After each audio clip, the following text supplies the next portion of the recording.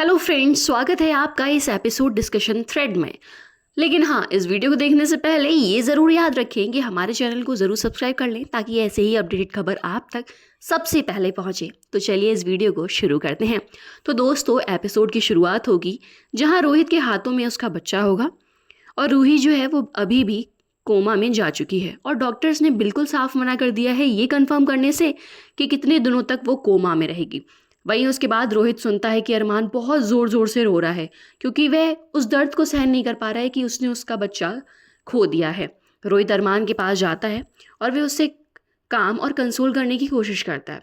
वह अपना बच्चा उसके हाथों में देता है और उससे बोलता है कि तुम इस बच्चे को एक्सेप्ट कर लो और किसी को इस बारे में पता नहीं चलेगा। लेकिन अरमान इस बात से बिल्कुल इनकार कर देता है। वहीं पोद्दार हाउस पर माधव और विद्या बहुत खुश होते हैं क्योंकि वे बहुत बेसब्री से इंतजार कर रहे होते हैं अपने ग्रैंड चिल्ड्रन का घर पर। वे एक दूसरे को दादा दादी का बेजेस देते हैं। एक्चुअली में उन लोगों के बीच पैचअप हो जाता है क्योंकि माधव जो है वो विद्या को समझाता है क्योंकि वो बहुत ज़्यादा परेशान हो रही थी अपने ग्रैंड चिल्ड्रन की कंडीशन के बारे में जानने के लिए, क्योंकि ना तो रोहित फ़ोन उठा रहा होता है और ना ही अरमान फ़ोन उठा रहा होता है। गोइनकाज जो हैं वो बहुत ज़्यादा बेसब्री से इंतज़ार में बैठे होते हैं कि कब उन्हें खुशखबरी मिलेगी, लेकिन फिर भी वो अपने आप को शांत करने की कोशिश कर रहे होते हैं। वहीं मनीष का सिक्स सेंस दौड़ता है कि कुछ तो गड़बड़ है। वह नोटिस करता है कि कावेरी जो है वह बहुत अपसेट दिख रही है और उसके आंसू निकल रहे हैं और ना ही उसने कुछ बात की है। मनीष को ये समझ आ जाता है कि कुछ तो गड़बड़ है और वह सीधा हॉस्पिटल के लिए निकल जाता है। अस्पताल पहुंचने पर वह देखता है कि अरमान और रोहित में कुछ डिस्कशन चल रहा है और वे बच्चे को गोदी में लिए हुए हैं। वह सोचता है कि आखिर लोगों में बात क्या हो रही है।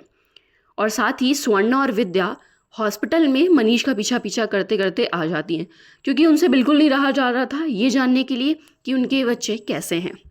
रोहित अरमान से विनती करता है कि वे रूही के बच्चे को एक्सेप्ट कर ले क्योंकि वे ऑलरेडी कोमा में जा चुकी है और किसी को नहीं पता है कि वे कब तक रिकवर होगी। वह अरमान से कहता है कि उन्होंने हमेशा उनके बच्चों के लिए अच्छे विशेष की हैं और अभीरा के सेक्रीफाइस की वजह से ही उसने इंजेक्शन दिया था। रूही का बच्चा जो है वो आज सेफ है और अगर वह वैसा नहीं करती तो आज शायद ये बच्चा जिंदा नहीं होता। और उससे बोलता है कि आप दोनों के अलावा इस बच्चे की कोई अच्छी परवरिश नहीं कर सकता भैया भाभी।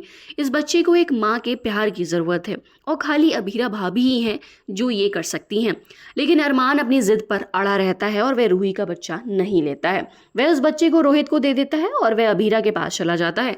वहीं अभीरा भी एनेस्थीसिया से बाहर आ गई होती है और वह अपने बीएसपी को देखने लगती है। वह एकदम परेशान हो जाती है जब वह अपने बच्चे को अपने पास नहीं पाती और वो उससे गुस्सा होने लगती है। अरमान रोने लगता है। वह उसको कुछ नहीं बता पाता बच्चे के बारे में। फिर वहाँ रोहित भी आ जाता है और वह देखता है कि भाभी जो है वो बहुत रो रही है अपने बच्चे के लिए। लेकिन तभी वह डिक्लेयर कर देता है कि ये जो बच्चा उसके हाथ में है वही उनका बीएसपी है। अबीरा उस बच्चे को अपने हाथों में ले लेती है और उसको प्यार करने लगती है और वह तारीफ करती है। उसका लुक और स्टेट बिल्कुल अरमान के जैसा है। रोहित अरमान को देखता है और इमोशनल हो जाता है। अबीरा फिर से अरमान से क्वेश्चन करती है कि अगर ये बच्चा प्री मैच्योर है तो उसे स्पेशल केयर यूनिट के अंदर क्यों नहीं रखा गया। लेकिन वहाँ पर अरमान उसे कोई एक्सक्यूज़ देकर बहाना बना देता है। लेकिन फिर बाद में अरमान अबीरा को बता देता है कि ये जो बच्चा तुम्हारे हाथों में है वह बीएसपी नहीं है बल्कि वह रूही का बच्चा है। और इसके बाद अबीरा का दिल टूट जाता है। वहीं प्रीकैप में देखने को मिलता है कि अरमान और न्यूबॉर्न बेबी का एक ग्रैंड वेलकम होता है और पोद्दार हाउस पर उनका ग्रैंड वेलकम कावेरी द्वारा किया जाता है क्योंकि वह बच्चा उस परिवार का वंश है। उस बच्चे को सारे लोग आशीर्वाद देते हैं। अबीरा को बहुत ज़्यादा बुरा लग रहा होता है रूही के लिए और वह कहती है कि जब वह कोमा से बाहर आएगी और वह देखेगी कि उसका बच्चा मिसिंग है तो वो कैसे रिएक्ट करेगी। शायद मैं उसकी जगह होती तो मैं कभी ये सदमा बर्दाश्त नहीं कर पाती। लेकिन वहाँ हॉस्पिटल पर रूही को अब होश आ गया होता है और वहीं अरमान को जब ये बात पता चलती है कि रूही को होश आ गया है कि वो कोमा से बाहर आ गई है तो वह काफ़ी ज़्यादा डर जाता है। तो ये होगा आज के एपिसोड में। आगे ऐसे ही अपडेटेड न्यूज़ पाने के लिए हमारे चैनल को ज़रूर सब्सक्राइब कर लें ताकि जल्द से जल्द इस एपिसोड की कहानी सबसे पहले आप तक पहुँच पाए।